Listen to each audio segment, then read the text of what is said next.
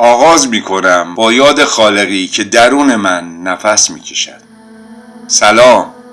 گاهی یک جمله کوتاه سرنوشت یه انسان رو برای همیشه تغییر میده.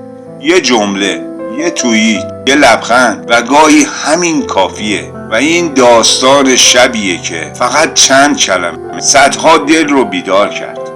29 مهر 1404 یه پسر جوان به اسم سعید توی توییتر نوشت: بالاخره تصمیم گرفتم امشب خودم رو خلاص کنم. همین، فقط چند کلمه، اما همون چند کلمه شب ایران رو دگرگون کرد. سعید خسته بود از قضاوت‌ها، از بی‌توجهی‌ها، از تکرار روزایی که هیچ کس نمی‌فهمیدش. خودش رو توی تونل تاریکی میدید که انگار هیچ نوری در انتهاش نیست.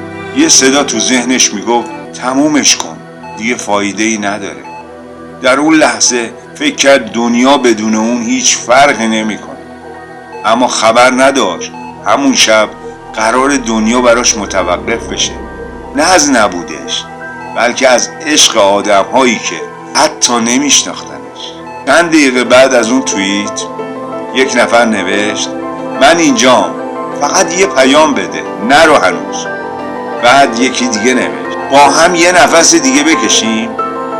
و بعد سیل پیام ها شروع شد. 10 ها، 100 ها، هزاران پیام.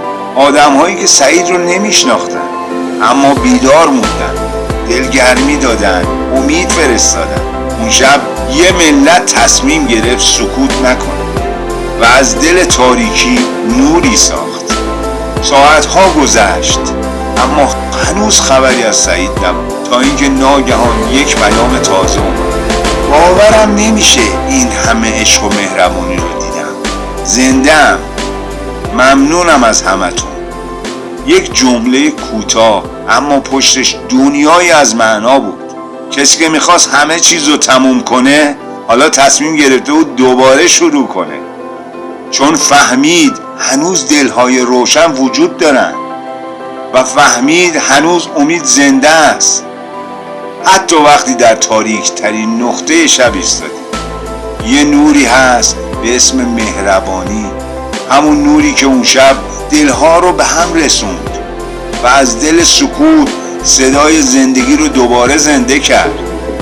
اون شب یادمون داد مهربونی هنوز قوی ترین نیروی جهانه، چون هر ذره عشق و نوری که میفرستی به صورت 1000 برابر به سمتت بر میگرده. گاهی فقط یک پیام، یه جمله میتونه مرز بین مرگ و زندگی باشه. هیچ وقت فکر نکن کار کوچیکت بی اهمیته. شاید حرف تو امید یه نفر باشه. اون شب نشون داد هیچ انسانی بی اهمیت نیست.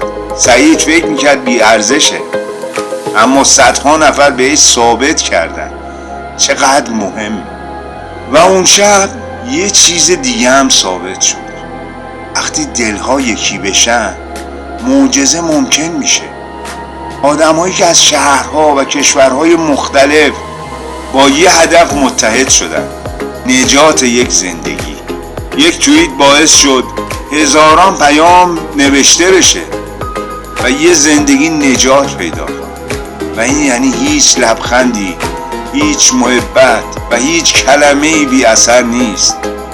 سعید نجات پیدا کرد، اما این فقط داستان اون نبود، داستان ما بود. یادآور این که عشق هنوز درون ما زنده است. ما هم قراره با هم رشد کنیم، بیدار شیم و عشق رو پخش کنیم. یک تغییر، یک نجات، یک دنیا. تا دیداری دیگر بدرخش، چون هر نوری که از تو میتابه جهانی رو متحول میکنه. هر نوری که از تو میتابه جهانی رو متحول میکنه.